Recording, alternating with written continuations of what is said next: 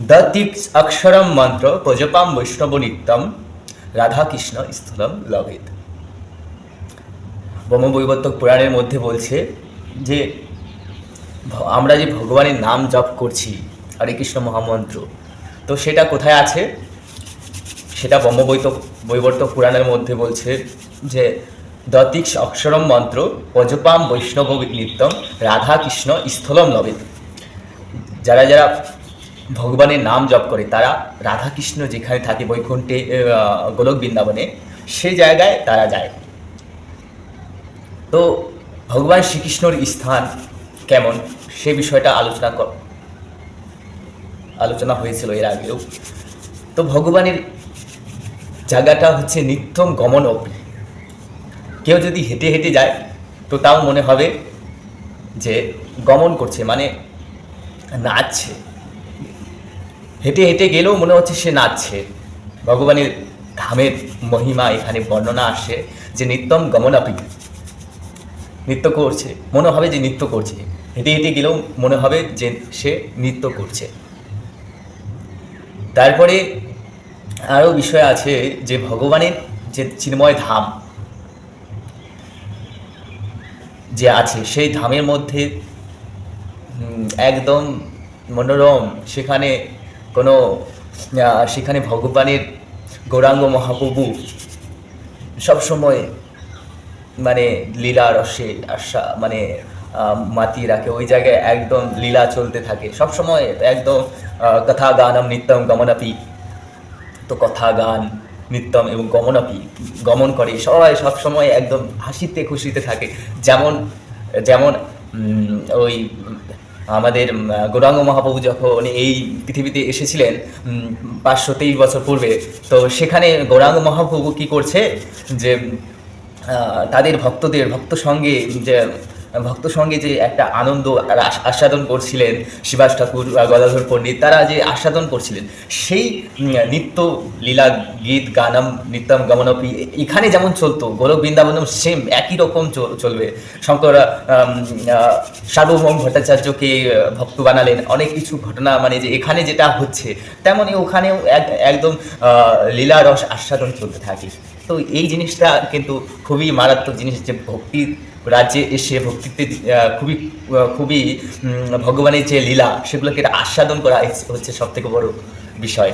তো ভগবান কি বলছে এই জায়গায়? ভগবান বলছে যে শোনো শোনো নিত্যানন্দ, শোনো হরিদাস, সর্বত্র আমার আজ্ঞা করহ প্রকাশ।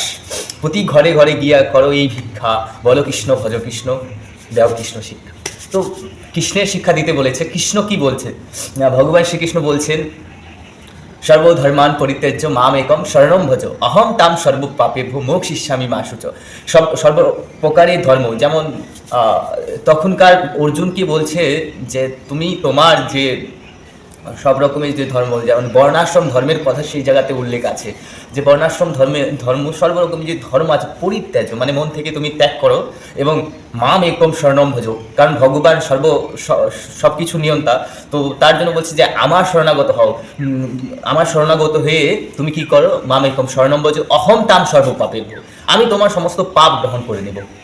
সর্বপাপেভ্যো মোক্ষয়িষ্যামি মা শুচঃ, এবং মুক্তি প্রদান করব। ভগবদ্গীতার সারাংশ এটা। সব থেকে বিষয় হচ্ছে যে প্রথমে নিজের ইন্দ্রিয়গুলোকে কন্ট্রোল করার জন্য ভগবান অনেক কিছু বলেছে সেগুলোকে আগে পড়তে হবে। গীতা সিরিয়ালি না পড়লে গীতাকে বুঝতে পারবেন না। গীতা প্রতিটা পয়েন্ট যেতে যেতে যেতে যেতে লাস্টের দিকে এটা বলেছে। তার মানে যে এটাই আগে হবে সেটা না, প্রথমের অবস্থাতে এগুলাকে আপনাকে পালন করতে হবে।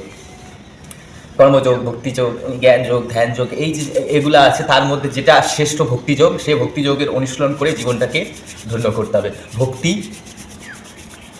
ভক্তিতে ভগবান ঋষভদেব ভগবান এসে মানে ভক্তি কী জিনিস সেটা বর্ণনা করেছেন, চৈতন্য মহাপ্রভু এসে বর্ণনা করেছেন, এবং ভগবান শ্রীকৃষ্ণ তো জ্ঞান প্রদান করেছেন, কিন্তু ভক্তি দিয়েছে। ভক্তি কী জিনিস সেই বিষয়টা কে বর্ণনা করেছে? গৌরাঙ্গ মহাপ্রভু। তো মহাপ্রভু এখানে এসে নিয়ে ভক্তি জিনিসটাকে একদম গেরাই থেকে বর্ণনা করেছে যে ভক্তি কী জিনিস, ভক্তির বিষয়টা কী।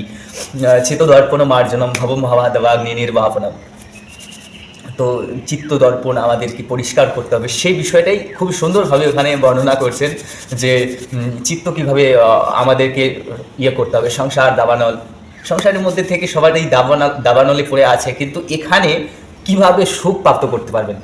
তো ভগবানই এই বিষয়টাকে আমাদেরকে খুব সুন্দরভাবে বলছে। কিন্তু ভগবান শ্রীকৃষ্ণ বলছে যে দুঃখালয়ম অশাশ্বতম, এখানে দুঃখ ছাড়া কিছু নেই, অশাশ্বতম, এখানে দুঃখের আলয়, দুঃখালয়, বিদ্যালয় থেকে বিদ্যা পাবেন, দুঃখালয় থেকে দুঃখ ছাড়া আর কিছু পাবেন না। তো ভগবান শ্রীকৃষ্ণ নিজে এখানে যে তৈরি করেছে এই পৃথিবীটাকে, এই সংসারকে, সে বলছে যে এই পৃথিবীটা হচ্ছে দুঃখালয়। ঠিক আছে, তো গৌরাঙ্গ মহাপ্রভুই হচ্ছে যে কলিযুগের অবতার, এখানে এসেছেন যে তিনি এইসব জিনিস আমাদেরকে শিক্ষা প্রদান করছেন। শুনো শুনো নিত্যানন্দ, শুনো হরিদাস, সর্বত্র আমার আজ্ঞা করহ প্রকাশ, প্রতি ঘরে ঘরে গিয়া করো এই ভিক্ষা, ভজ কৃষ্ণ কৃষ্ণ লহ কৃষ্ণ শিক্ষা। এই যে বিষয়টা হরিদাসকে এবং শিবাস ঠাকুরকে সবাইকে খুব সুন্দরভাবে বলছে যে তোমরা আমার আজ্ঞাকে পালন করো। তো তার জন্য ভগবান শ্রীকৃষ্ণ এই জিনিস, শ্রীকৃষ্ণ এসে 5000 বছর পূর্বে ভগবদ্গীতার জ্ঞান প্রদান করেছিলেন, কিন্তু কেউ গ্রহণ করেননি। কিন্তু চৈতন্য মহাপ্রভু এসে নিয়ে সেটাকে আবার রিস্টার্ট করলেন, কিভাবে যে নিজের আচরণের মাধ্যমে শিখিয়ে দিয়ে গেলেন যে ভক্তি কিভাবে করতে হয়। তো এটাই ছিল। হরে কৃষ্ণ।